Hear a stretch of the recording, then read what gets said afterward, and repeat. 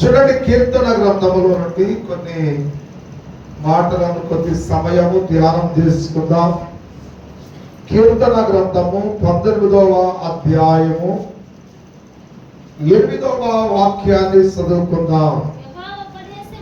యెహోవా ఉపదేశములు నిర్దోషమైనవి, అవి హృదయమును సంతోషపరచును. చాలా దేవుని స్తోత్రం కలుగును.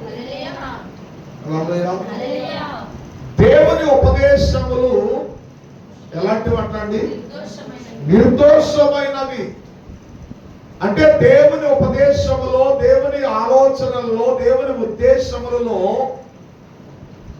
ఏమి లేదు అని అంటే దోషము లేదు అని అంటున్నాడు భక్తుడు. అనేకులకు ఆశీర్వాదకరముగా, అనేకులకు దీవెనకరముగా ఉండాలని, తాను జీవించిన కాలములో దేవుడు తన పట్ల చేసిన గొప్ప కార్యములను బట్టి, దేవుని ఎడల తనకున్న ఆ ప్రణాళికను బట్టి దేవుని సన్నిధిలో ప్రార్థించినప్పుడు దేవుడు భక్తుడి పట్ల చేసిన గొప్ప కార్యములను గురించి అనేక తరాలకి మేలుకరంగా ఉండాలని తన గ్రంథములో ఈ మాటలు రాసుకున్నాడు. దేవుని స్తోత్రం కలుగును. హల్లెలూయా. అంటే మనుషుల మాటలలో, మనుషుల ఆలోచనలలో, మనుషుల యొక్క ఉద్దేశాలలో, అనగా ఈ లోకములో ఉన్న వాటిలో దోషము కనబడవచ్చు గాని, సర్వాధికారిక దేవునిలో గాని, దేవుని ఆలోచనలో గాని, ఆయన మాటలలో గాని ఎటువంటి దోషము లేదని భక్తుడు సాక్ష్యమిస్తూ ఉన్నాడు. అందుకంటున్నాడు, యెహోవా ఉపదేశములు నిర్దోషమైనవి. దేవుని స్తోత్రం కలుగును. అవి హృదయములను సంతోషపరుస్తాయంట. ఏం చేస్తాయి? మనుషుల యొక్క హృదయాలని సంతోషపరుస్తాయంట. దేవుని ఉపదేశములు మానవుల యొక్క హృదయాలని సంతోషపరుస్తాయని దేవుని యొక్క వాక్యము సెలవిస్తూ ఉన్నది. దేవునికి స్తోత్రం కలుగును. హల్లెలూయా, హల్లెలూయా. ప్రియా దేవుని బిడ్డలారా, చూడండి, దోషము ఉంటే ఏం జరిగింది? ఇక్కడ దేవుని వాక్యము దోషము లేనిది, దేవుని ఆలోచన దోషము లేనిది, దేవుని వాక్యము దోషము లేనిది. కనుక దోషము కలిగిన మానవిక హృదయాలని సంతోషపరచగలిగినది దేవుని ఉపదేశం అని అంటున్నాడు. మరి దేవుని ఉపదేశముల చేత మానవిక హృదయాలు సంతోషముగా మారాలంటే మనుషుడు తన దోషముల నుంచి బయటికి రావాలి. ఇప్పుడు ఈ దోషం ఏం చేస్తుంది అంటే మనుషులను శ్రమల పాలు చేస్తా ఉన్నాడు. ఒక మనుషుడు శ్రమలకి గురవుతూ ఉన్నాడంటే ఖచ్చితంగా దాని వెనకాల ఉన్న దోషం. విలువైన వారు విలువ లేనట్లుగా జీవిస్తున్నారంటే దాని వెనకాల ఉన్న దోషం. యోగ్యమైనటువంటి వారు యోగ్యత లేకుండా జీవిస్తూ ఉన్నారంటే దాని వెనకాల ఏదో దోషం. దేవుని స్తోత్రం కలుగును. హల్లెలూయా. ఆ దోషములు ఏం చేస్తూ ఉన్నాయంటే మనుషులను శ్రమలకి గురి చేస్తూ ఉన్నాయి. చూడండి, కీర్తన గ్రంథములో ఓ చక్కటి మాటను చెబుతూ ఉన్నాడు. 16వ అధ్యాయం 4వ వచనంలో మనం చూస్తున్నట్లయితే, ఎవరికి ఆ శ్రమలు ఎవరికి వస్తున్నాయి అనంటే, యెహోవాను విడిచి ఏరుకుని అనుసరించు వారికి శ్రమలు విస్తరించునా అన్నాడు. ఇప్పుడు శ్రమలు ఎందుకు వస్తాయంట? శ్రమలు ఎందుకు వస్తాయి? యెహోవాను విడిచి వేరొకని అనుసరించువారు. అంటే అసలు సృష్టికర్తను వదిలేసి, సృష్టించిన దేవుణ్ణి వదిలేసి, సృష్టికి నిర్మాణకుడైనటువంటి దేవుణ్ణి వదిలేసి, మానవ జీవితాలకి నిర్మాణకుడైన దేవుణ్ణి వదిలేసి, ప్రకృతి సంబంధమంతటిని కూడా కలగజేసిన దేవునిని వదిలేసి వేరొకరిని అనుసరించిన వారికి శ్రమలు విస్తరిస్తాయి. అంటే ఒక విలువైనది తెలిసి కూడా ఆ విలువను అనుసరించకపోతే శ్రమలు విస్తరిస్తాయి.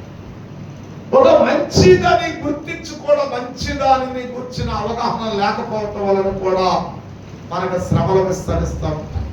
దేవుని స్తోత్రం కలుగును. అందుకని ఇక్కడ అంటున్నాడు యెహోవా ఉపదేశములు అంటే దేవుని వాక్యం యొక్క ఉపదేశం ఎలాంటిది అంటే దోషము లేనిది, దుఃఖపడుతున్న వారిని, శ్రమ పడుతున్న వారిని, నెమ్మది లేని వారికి, ఆదరణ లేని వారికి వారి హృదయాలనంట సంతోషపరచగలిగినది దేవుని ఉపదేశం. ఎవరైతే దేవుని ఉపదేశాన్ని అంగీకరిస్తారో వారి జీవితాల్లో సంతోషము కలిగిన వారు ఉంటారు. అప్పుడప్పుడు మనం ఏం చేస్తామంటే మనం తెలియకుండా దేవునితో నడిచినట్లుగానే ఉంటాం, వేరొక మార్గాలను అనుసరిస్తూ ఉంటాం. కానీ మనం వేరొక మార్గాన్ని అనుసరిస్తున్నాం అన్న సంగతి మనకు అర్థం కాదు. అది ఎప్పుడు అర్థమైందంటే దేవుని వాక్య పరిశీలనలోనికి మనం వెళ్ళినప్పుడు అసలు దేవుడు ఏం చెబుతున్నాడు, నేనేం చేస్తున్నాను, అసలు దేవుడు ఏమని మాట్లాడుతున్నాడు, నేను ఎలా ప్రవర్తిస్తున్నానని ఒక్కసారి దేవుని వాక్యాన్ని అర్థం వల్లే మనం ఎదట ఉంచుకుని మన జీవిత విధానాన్ని, మన జీవన విధానాన్ని, మనం జీవిస్తున్న విధానాన్ని మనం ఒక్కసారి పరిశీలన చేసుకుంటే మనం ఎక్కడ దేవుని విడిచి వేరొకరిని అనుసరిస్తున్నామో అర్థమైంది. దేవుని స్తోత్రం కలుగును. హల్లెలూయా. ఈ లోకంలో ఉన్న సమస్తము కూడా దేవుని నియమమునకు విరోధముగా నడిపించేవే. అందుకని యేసు ప్రభుల వారిని ఆ ఎత్తైన శిఖరం మీద తీసుకుని వెళ్ళంట ఆ సాతానుడు ఈ లోక మహిమలన్నీ సృష్టించాడంట. అంటే ఈ లోకంలో ఉన్నవన్నీ నువ్వు సృష్టించినవే, ఈ లోకంలో ఉన్నవన్నీ నువ్వు కలగజేసినవే. ఆ మనుషులేంటి, మనుషులు తినేవేంటి, మనుషులు కట్టేవేంటి, మనుషులు ధరించేవేంటి, మనుషులు నివసించేవేంటి, మనుషులకు ఆధారమైన ప్రతిదీ ఈ లోకంలో సమస్త జీవరాశులను కానీ ప్రకృతి సంబంధమైన అన్నిటిని కూడా మనం పరిశీలన చేసినట్లయితే ఇవన్నీ నీవు కలగజేసినవి, కానీ ఇవన్నీ నా మహిమను కలిగి ఉన్నవని చూపించాడు. దేవుని స్తోత్రం కలుగును. కలగజేసింది నువ్వై ఉండొచ్చు కానీ కలగజేసినది నువ్వై ఉండొచ్చు కానీ మహిమ పరుస్తున్నది మాత్రం నన్ను అని చెప్పినాడు సాతాను. దేవుని స్తోత్రం కలుగును. జ్ఞానం ఇచ్చింది నువ్వు కానీ ఘనత వస్తున్నది నాకు అని చెప్తున్నాడు. దేవుని స్తోత్రం కలుగును. హల్లెలూయా. ఈ ప్రకృతిలో ఎలా జీవించాలో, ఎలా ఉండాలో నేర్పిస్తున్నది నువ్వు కానీ వాటిని నేర్చుకుని విలువలు ఇస్తున్నది నాకు అని యేసు ప్రభుల వారికి అంతే లోక మహిమలన్నీ చూపించేసి వీరి కోసం నువ్వు ప్రాణం పెట్టడానికి వచ్చింది, వీళ్ళ కోసం నువ్వు ప్రాణం పెట్టడం అంత అవసరమా, నువ్వు నా కాళ్ళకు నొక్కితే ఈ లోకాన్ని, ఈ మహిమని వదిలేస్తానని చెప్పినాడు. దేవుని స్తోత్రం కలుగును. హల్లెలూయా. హల్లెలూయా. కనుక చూడండి ప్రియమైన దేవుని బిడ్డలు, అందుకని ఇక్కడ ఏమంటున్నాడు, యెహోవాను విడిచి వేరొకరిని అనుసరించిన వారికి. దేవుని స్తోత్రం కలుగును. అందుకనే దేవుడు పైన ఆకాశం అందుగాని, కింద భూమి అందుగాని, భూమి కింద ఉన్న నేల ఎందుగాని దేని రూపమును చేయకూడదు, దేనికి సాగిలకూడదు. దేవుని స్తోత్రం కలుగును.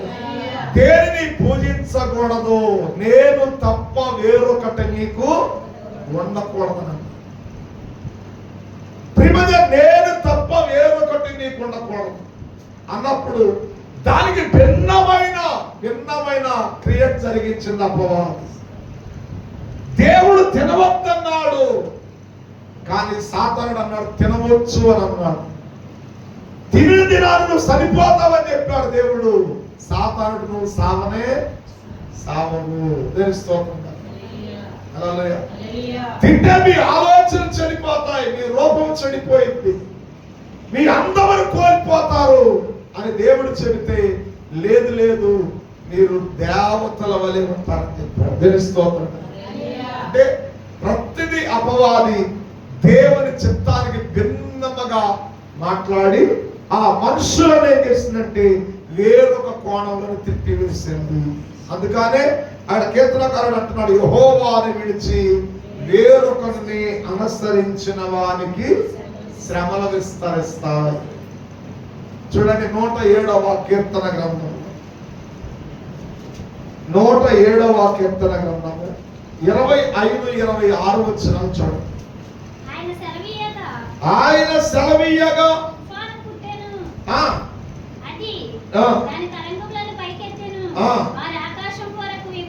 వారు ఆకాశం వరకు ఎక్కుచు అగాధములకు దిగుచు నుండి శ్రమ చేత వారి ప్రాణములు కరిగిపోయెను. భక్తులైన వారి వలె వారు ముందుకు వెనుకకు ఇటు అటు తూలుచు ఉండి దేవునికి స్తోత్రం కలుగును. హల్లెలూయా, హల్లెలూయా. ప్రియమైన బిడ్డలారా, దేవుడంట ప్రియమైన వారి వెడలంట దేవుడు అద్భుత కార్యములను జరిగించాడంట. 24వ వచనంలో రాయబడి ఉంటుంది, యెహోవా కార్యములను సముద్రములు ఆయన చేయు అద్భుతములను చూసిరి. ఆయన సెలవీయగా తుఫాను పుట్టెను, అది దాని తరంగములను పైకెత్తెను. అదే స్తోత్రం కలుగును. హల్లెలూయా. చూడండి ప్రియమైన బిడ్డలారా, దేవుడు ఎర్ర సముద్రములో ఇశ్రాయేలీయుల పక్షమున అద్భుతములు చేశాడు. అద్భుతములు చేశాడు. 2 సేనలకి నడుమున ఆయన నిలవబడ్డాడు. ఒక సేనకేమో వెచ్చదనం వస్తుంది, మరొక సేనకేమో చలి పుట్టిందంట. దేవుని స్తోత్రం కలుగును. మరొక సేనకేమో చల్లదనం వచ్చింది, మరొక సేనకేమో అగ్ని వలె మంటలు వేడి పుట్టిందంట. దేవుని స్తోత్రం కలుగును. ఒకరికి వెలుతురునిచ్చింది, మరొకరు దారి కానని చీకట కలిగింది. అంటే ఇశ్రాయేలీయులకి ఐగుప్తీయులకి మధ్య నడుమున యెహోవా మేఘస్తంభం వలె నిలబడ్డాడు. పగటి వేళ వారికి మబ్బు వచ్చింది, రాత్రి వేళ వారికి వెన్నెలగా వచ్చింది. ఐగుప్తీయులకైతే పగటి వేళ ప్రియమైన మంట పుట్టిందంట, రాత్రి వేళ కటిక చీకటి వారిని కమ్మిందంట. చూడండి, ఎర్ర సముద్రములో అట్టి అద్భుతములను వారి పక్షములో దేవుడు జరిగిస్తే వారు ఏమయ్యారు? 26వ వచనములో వారు ఆకాశమునకు ఎక్కుచు అగాధమునకు దిగుచున్నారు. ఎందుకని? దేవుని మాటలకు లోబడక, దేవుని చిత్తానికి లోబడక, దేవుని మార్గాలను కనుగొనలేక కొద్ది కాలం ఏమో ఆకాశానికి ఎక్కినట్లుగా కనబడుతున్నారంట, కొద్ది కాలం ఏమో అగాధానికి దిగిపోతూ ఉన్నారు. కారణం ఏంటి? శ్రమ చేత వారి ప్రాణములు కరిగిపోయెను. భక్తులైన వారి వలె వారు ముందుకు వెనకకు దొర్లుచు ఇటు అటు తూలుచు ఉండిరి. వారు ఎటు తోచకయుండిరి. శ్రమ తాళలేక యెహోవాకు వారు ఏం చేశారు? మొరపెట్టారు. ఇప్పుడు ఈ శ్రమ ఎందుకు వచ్చింది? ఈ మొర్ర పెట్టడానికి ముందు ఎదురైన శ్రమ ఏంటి అంటే, యెహోవా అద్భుతములు చేసిన, వారి జీవితాల్లో సూచక క్రియలు చేసిన, వారి జీవితాల్లో ఆశ్చర్య కార్యములు చేసిన దేవునిగా గుర్తించలేక వారు ఆ దేవుని ఆలోచనలకు భిన్నముగా ఆకాశమునకు ఎక్కాలనుకుంటున్నారు, పాతాళములో పడిపోతున్నారు. దేవుని స్తోత్రం. హల్లెలూయా. ముందుకు వెళ్ళాలనుకుంటున్నారు, మరలా వెనక్కి వచ్చేస్తున్నారు. సరి అయిన తిన్ననైన త్రోవలో నడవాలనుకుంటున్నారు, నడవలేక వారు ఇటు అటు తూలుతూ తిరుగులాడుతూ ఉన్నారంట. దేవుని స్తోత్రం కలుగునుగా. హల్లెలూయా, హల్లెలూయా. కనుక ప్రియమైన దేవుని బిడ్డలారా, అదిగా దేవుని వాక్యములో ఇక్కడ ఏమని రాయబడి ఉంటుందంటే, యెహోవా ఉపదేశములు అవి నిర్దోషమైనవి కనుక అవి వారి హృదయాలని సంతోషపరచుతూ ఉన్నాయి. అంటే దేవుని వాక్యాన్ని విని ఆ ఉపదేశమును అంగీకరించి దానికి లోబడితేనంట వారి హృదయములో సంతోషం పుట్టిస్తాడంట. అంతలో కనబడి అంతలో పోయే సంతోషము కాదండి, స్థిరమైన సంతోషమును హృదయములలో పుట్టిస్తాడంట. దేవుని స్తోత్రం కలుగును. హల్లెలూయా, హల్లెలూయా. కనుక యెహోవా ఉపదేశములు నిర్దోషమైనవి. అంటే ఆయన ఉపదేశములో దోషము లేదు, కానీ లోకములో దోషం ఉంది. లోకములో పాపం ఉంది, లోకములో ఆ దోషములకు ప్రతిగా శ్రమలను అనుభవిస్తూ ఉన్నారు. ఆ శ్రమల నుంచి విడిపించడానికి దేవుడు తన ఉపదేశాన్ని మనకి అనుగ్రహించాడు. దేవుని స్తోత్రం కలుగునుగా. హల్లెలూయా. యెహోవాను విడిచి వేరొకరిని అనుసరించే వారికి ఏమొస్తుంది? శ్రమలు వస్తాయి. ఇది ఒకటి. దేవుని విడిచి అంటే దేవుని గుర్తించక, ఆయన కార్యాలు గుర్తించక, ఆయన ప్రణాళికను గుర్తించక, ఆయన ఉద్దేశములను గుర్తించక, ఇష్టానుసారంగా మనకు నచ్చినట్లుగా మన ఆలోచనకు తగినట్లుగా మనం జీవిస్తే ఖచ్చితంగా దాని వెనక శ్రమ అనేది చోటు చేసుకుంటుందని దేవుని వాక్యం స్థాపించారు. దేవుని స్తోత్రం కలుగునుగా. కనుక అలాంటి దోషపూరితమైన పరిస్థితుల నుంచి విడిపించడానికి నిర్దోషమైన వాక్యమును దేవుడు మనకు ఉపదేశముగా అనుగ్రహించాడు. దేవునికి స్తోత్రం కలుగునుగా. రెండవదిగా చూడండి, యెషయా గ్రంథము సామెత గ్రంథము 23వ అధ్యాయము 29వ వచనం చూడండి. సామెత గ్రంథము, ఎవరికి శ్రమ, ఎవరికి దుఃఖము, ఎవరికి జగడములు, ఎవరికి చింత, ఎవరికి హేతువులేని గాయములు, ఎవరికి మంద దృష్టి, ద్రాక్షారసముతో రొద్దుపుచ్చు వారికే కదా. దేవునికి స్తోత్రం కలుగు. ఎవరికంటండి? ఎవరికంట? ద్రాక్షారసముతో రొద్దుపుచ్చుకున్నారు అంటే అర్థం ఏంటి? అంటే మద్యం సేవించే విషయంలో పొద్దున్నే చూడండి, కొంతమంది దానితోనే మొహం కడిగేస్తారు. పొద్దు పుచ్చుకునే వారికంటే పొద్దు ఎలా పొడుస్తుందో, ఈ పొద్దు ఎలా పొడుస్తూ పైకి ఎక్కుతూ ఉందో, వీళ్ళు ఆ మద్యమును సేవిస్తూ ఉండగా దానికి ఎక్కువ అలా ఎక్కుతూ ఉంటుంటారు. దేని స్తోత్రం. హల్లెలూయా. ఎవరికి శ్రమ? ఇక్కడ ఉపదేశం సంతోషపరచాలనుకుంటుంది, ఉపదేశం నేను దోషము లేని వాడిగా చేయాలనుకుంటుంది, ఈ ఉపదేశం నిన్ను యోగ్యమని వాడిగా చేయాలనుకుంటుంది. కానీ ప్రియదేవి, ఎవరికి శ్రమ? ఒకటి ప్రియదేవిలారా, యెహోవాను విడిచి వేరొకరిని ఎప్పుడైతే దేవుని కార్యాలు మర్చి, దేవుని ప్రణాళికను మర్చి, దేవుని చిత్తాన్ని మర్చి, దేవుని ఉద్దేశాలు మర్చి వేరొక వాటిని అనుసరిస్తావో వారికి శ్రమ. రెండోది, ఎవరికి శ్రమ అలాంటి దేవునికి స్తోత్రం కలుగు. హల్లెలూయా. ఎవరికి శ్రమ, ఎవరికి దుఃఖం అంటే ఎవరికి జగడము, ఎవరికి చింత, ఎవరికి వేతువలేని గాయములు, ఎవరికి మంద దృష్టి. ప్రొద్దుపుచ్చుతోనే ప్రొద్దున్నే లేచంట ఆ మద్యముతో మత్తులయ్యే వారికంట. దేవుని స్తోత్రం కలుగు. ఏమొస్తాయి?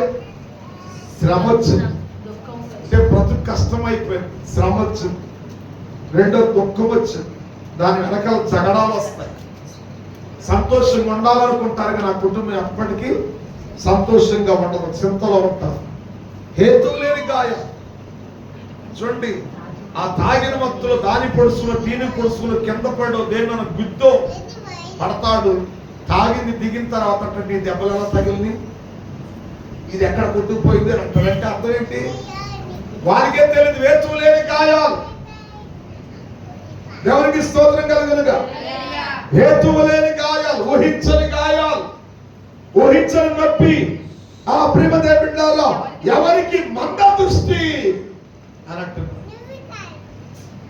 అంటే శ్రమ, దుఃఖము, ప్రియదేవుడు జగడములు, చింత, హేతువు లేని గాయాలు, మంద దృష్టి అంటే అర్థం ఏంటి? మద్యం సేవించే వారికి క్రమం తెలియదు, మద్యము సేవించే వారికి దారి దొరకదు. దేవునికి స్తోత్రం కలుగు. హల్లెలూయా. హల్లెలూయా. ప్రియదేవులారా, అందుకని ఇక్కడ అంటున్నాడు, దేవునికి స్తోత్రం కలుగునుగా. మంద దృష్టి అంటే వారి ప్రయాణం ఎప్పుడూ నష్టాల మార్గంలో వెళ్ళిపోతూ ఉంటారు. వారి ప్రయాణం ఎప్పుడు శ్రమల మార్గంలోనే వెళ్ళిపోతూ ఉంటుంది. వారి ప్రయాణం ఎప్పుడు నెమ్మది లేని మార్గంలోనే వెళ్ళిపోతూ ఉంటారు. కారణం ఏంటి? వారు మద్యంతో మత్తులైపోయారు. మద్యంతో మత్తులైపోయిన వారికి దారి తెలియదు. అందుకని ఎవరికయ్యా ఇవన్నీ? ద్రాక్ష రసంతో పొద్దు పుచ్చుకునే వారికే కదా తెలుసుకోవాలి. కనుక ప్రేమ బిడ్డలారా, ఎంతో విలువైన కష్టాన్ని పాడు చేసేవారు ఎంతో మంది ఉన్నారు. ఎంతో విలువైన జీవితాలను పాడు చేస్తున్న వారు ఎంతో మంది ఉన్నారు. ప్రసంగి గ్రంథంలో మరొక మాట అంటాడు. ప్రసంగి గ్రంథం 2వ అధ్యాయం 23వ వచనం చూడండి. ప్రసంగి గ్రంథం 2 ఏంటంటే చూడండి, అది ఒక రోజు కాదు. ఇక ఆ మద్యముతో బ్రతుకుచ్చుకునే వారికి ఆ శ్రమని, ఆ దుఃఖమని, ఆ జగడములని, ఆ చింతని, వేతులేని గాయములని, మంద దృష్టి అని, అది ఒక రోజుతో పోయేది కాదు. వారి దినములన్నీ శ్రమకరములు, వారి పాట్లు వ్యసనకరములు, రాత్రి అందైనను దేవునికి స్తోత్రం కలుగును. సహజంగా మనుషుల్లో పగలంతా పనిచేసి, పగలంతా విస్తారమైన ప్రయాణములు చేసి, పగలంతా కొన్ని సందర్భాలు మంచిని గురించి గాని చెడుని గురించి గాని ఆలోచించి నెమ్మది లేక కలవరపడుతున్నట్ట.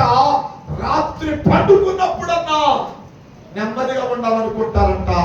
కానీ వీళ్ళకి ఆ పండుకున్నప్పుడు కూడా నెమ్మది.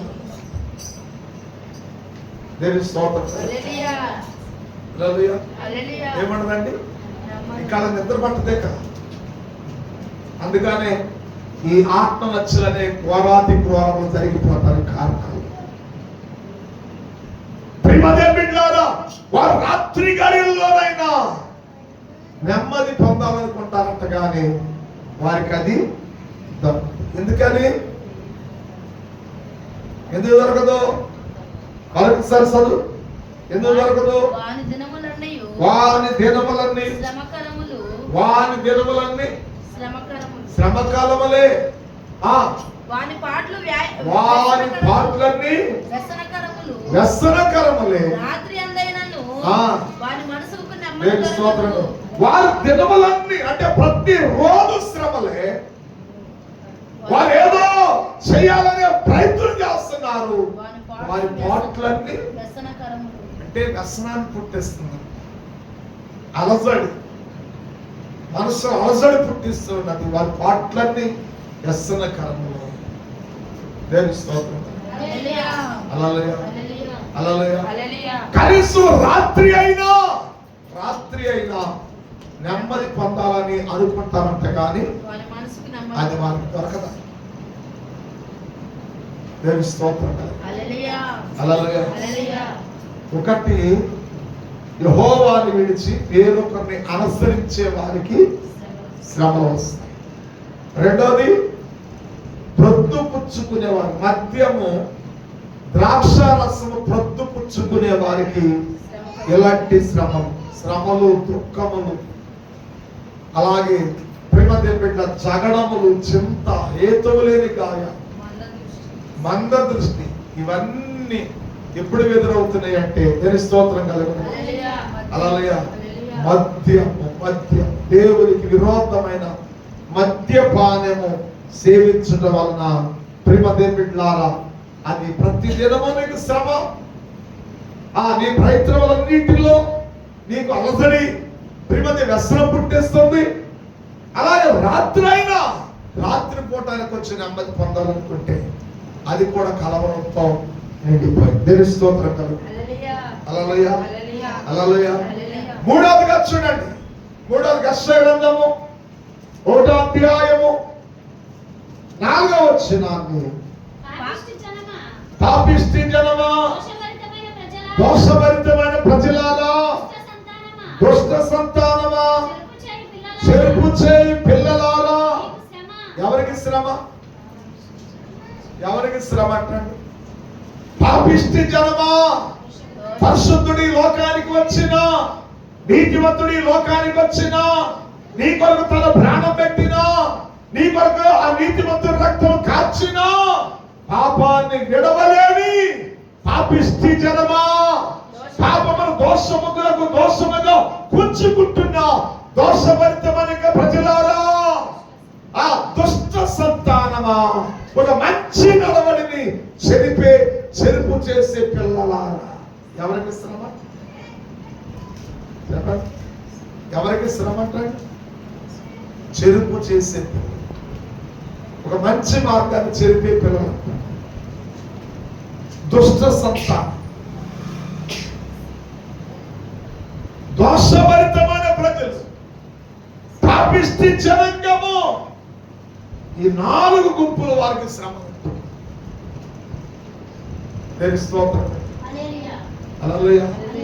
ఆ శ్రమ నుంచి విడిపించడానికే, ఆ దోషముల నుండి వాళ్ళు విడిపించడానికి యెహోవా ఉపదేశములు దోషములేనివి కనుక అవి నిర్దోషమైనవి, అవి మానవిక హృదయాలని సంతోషపరుస్తాయి.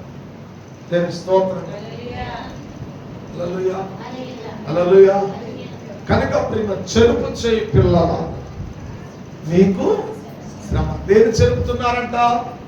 ఒక మంచి మార్గం. నడవట్లేదు, నడిచేవారిని నడవట్లేదు, వెళ్ళట్లేదు, వెళ్ళేవారిని వెళ్ళనట్లేదు. వీళ్ళు ఎవరంటే చెరుపు చేసే పిల్లలు, దేవుని ఒక క్రమ పనిని పాడు చేసే పిల్లలు, దేవుని చిత్తానికి భిన్నముగా నడిచే పిల్లలు. వీళ్ళకంట శ్రమ అంట. అదే 9వ వచనం కూడా చూడకండి. 1వ అధ్యాయం 9వ వచనం. సైన్యములకు అధిపతి యెహోవా మనకు నిరూపణి ఎడల మనము సొదొమ వలె ఉందుము, గొమొరాతో సమానముగా ఉందుము. సొదొమ న్యాయాధిపతులారా, యెహోవా మాట ఆలకించుడి. గొమొరా జనులారా, మన దేవుని ఉపదేశమునకు చెవి ఎగ్గుడి. యెహోవా సెలవిచ్చిన మాట ఇదే, విస్తారమైన మీ బలులు నాకేలా దహన బలులను, పొట్టేళ్లను బాగుగా మేపిన దూడల ప్రభువును నాకు వెక్కసమాయను. కోడెల రక్తమందమైనను, గొర్రెపిల్లల రక్తమందైనను, మేకపోతుల రక్తమందైనను నాకు ఇష్టము లేదు. దేవునికి స్తోత్రం కలుగును గాక. హల్లెలూయా, హల్లెలూయా. ప్రియ దేవుని బిడ్డలారా, ఈరోజు సదోమాను గురించి మాట్లాడుతున్నాడు. సైన్యములకు అధిపతి యెహోవా ప్రిమదే బహు కొద్దిపాటి శాసము మనకి నిలుపని ఎడలా మనము సదోమ వలె ఉందుము, గొమ్మరతో సమానముగా ఉందుము. అంటే కొద్దిపాటి శాసమైన మనకి నిలపని. దేవుని స్తోత్రం కలుగును. అంటే కొంచెమైనా ఆయన మన మీద ఆ కనికరాన్ని చూపకపోతే ప్రిమదేవుని బిడ్డ మనం ఏమవుతామంటే సొదొమ వలె గొమ్మర వలె అవుతాం. అంటే సొదొమ గొమ్మర 2 జంట నగరాల్లోనంట ఒక్క పిట్ట కూడా రక్షించబడలేదు, ఒక్కడు కూడా బయటికి రాలేదంట. సొదొమ గొమ్మర పట్టణస్థులలో నుండి లోతు, తన భార్య, 2 కుమార్తెలు, ఈ 4 వీళ్ళు సొదొమ అనే వాసులు కాదు కదా, వలసగా వెళ్ళిన వారిని. వీళ్ళు తప్ప సొదొమ గొమొర్రా పట్టణములోనంట ఆ 2 జంట నగరాల్లో ఒక్క మనుషుడు కూడా తప్పించుకోలేదు. అందుకని ఇక్కడ అంటాడు, యెహోవా ఆ కొద్దిపాటి శాసనమైన మనకి ఇవ్వకపోతే మనం ఏమైపోతాము? మనం సొదొమ వలెను ఆ గొమొర్రా వలెను అయిపోదుము కదా. దేవునికి స్తోత్రం కలుగును. హల్లెలూయా. ఆయన కనికరించాలి. కనుక ఆయన కనికరించాలని మన విస్తారమైన బలులు కాదు, మనం విస్తారముగా చేసేవి కాదు, మనం దేవునికి సమీపస్తులుగా ఉండాలి. మన దేవుని వాక్యం మాట్లాడుతుంది. దేవునికి స్తోత్రం కలుగును. హల్లెలూయా. అందుకని ఎవరికి శ్రమయ్యా అనంటే ప్రియదే బిడ్డ, దేవునికి స్తోత్రం కలుగును. ఎవరికి శ్రమ కలుగుతూ ఉన్నది అని మనం చూసినట్లయితే పాపిష్టి జనము, పాపాన్ని విడవనటువంటి జనాంగము, దోషభరితమైన ప్రజలు, పాపమునకు పాపము కూర్చుకునేవారంట దోషభరితమైన ప్రజలు. దుష్ట సంతానము చెరుపు చేసే వారికి శ్రమ. ఒక మంచి నడవడిని ఎప్పుడు చెరిపే వారమై ఉండకూడదు అని అంటున్నారు. 3వ అధ్యాయం అదే యెషయా గ్రంథం 3వ అధ్యాయం 11వ వచనాన్ని కూడా మనం ఒకసారి చూస్తే, దుష్టులకు శ్రమ, వారి క్రియల ఫలం దేవునికి స్తోత్రం కలుగును. ఎవరికి శ్రమ అండి? దుష్టులకు. ఈ దుష్టులు అంటే ఎవరు అనగా దుష్ట సంతానమా అని అన్నారు. దుష్టులు అంటే ఎవరంటే ఒక మంచి ఆలోచన నేర్పని వారు, అబద్ధములతో నింపేవారు, చెడును గురించి బోధించేవారు, కక్షను గురించి బోధించేవారు, భేదములను గురించి బోధించేవారు. వీరెవరంటే దుష్టమైన మనస్సు కలిగిన వారు. అందుకనే ఈ 11వ వచనంలో ఏమంటున్నారంటే దుష్టులకు శ్రమ. ఏంటా శ్రమ అంటే వారి క్రియల ఫలము వారికి కలుగును. హల్లెలూయా హల్లెలూయా. వారి క్రియల ఫలమే వారికి కలుగుతుంది. ఎక్కడి నుంచో రాదు.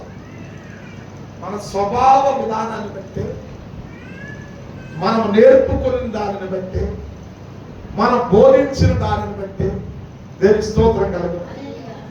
దుష్టుల వారి క్రియల ఫలం అంతా వారికి శ్రమగా మారుతుంది. దేవుని స్తోత్రం. హల్లెలూయా హల్లెలూయా హల్లెలూయా. కనుక ప్రేమ దేవుని బిడ్డలారా, అందుకని యెహోవా ఉపదేశము ఎలాంటిదయ్యారంటే దోషం, నిర్దోషమైన. ఆ నిర్దోషమైన ఉపదేశమును అంగీకరిస్తేనంట మనుషుల హృదయాలు సంతోషముగా మారుతాయి, సంతోషముగా మారుతాయి.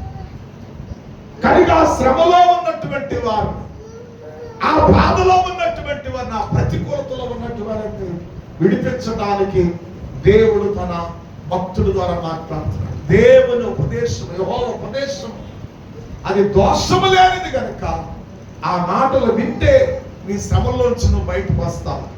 ఆ ఆలోచనలో నువ్వు ఉంటే నీ శ్రమలోంచి నువ్వు బయటకు వస్తావు. యెహోవా ఉపదేశం నిర్దోషమైనది కనుక దోషం ఉన్న చోట సంతోషం ఉండదు, దోషం ఎక్కడైతే ఉండదో అక్కడ సంతోషం కలిగిన వారు స్తోత్రం కలిగిన కనుక శ్రమ కలిగిన వారిగా ఉంటారు. దోషము లేని చోట సంతోషం ఉంటుంది, దోషం ఉన్న చోట శ్రమలు ఉంటాయి. ఆ శ్రమలకి కారణం ఏంటి? మొదటగా యెహోవాని విడిచి వేరొక వాటిని కనపరిచే వారికి శ్రమలు వస్తాయి. రెండవదిగా ప్రేమ బిడ్డలారా, మద్యముతో మత్తులైన వారికి శ్రమలు వస్తాయి. మూడవది చెరుపు చేసే పిల్లలకి శ్రమ వస్తుంది.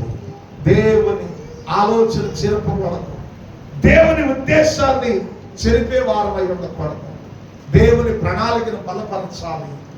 అప్పుడు ప్రేమ దేవుడు ఉపదేశమును అంగీకరించిన వారికి హృదయంలో సంతోషం పుట్టింది. అట్టి కృప దేవుడు మనందరికీ తోడై ఉండి నడిపించును గాక.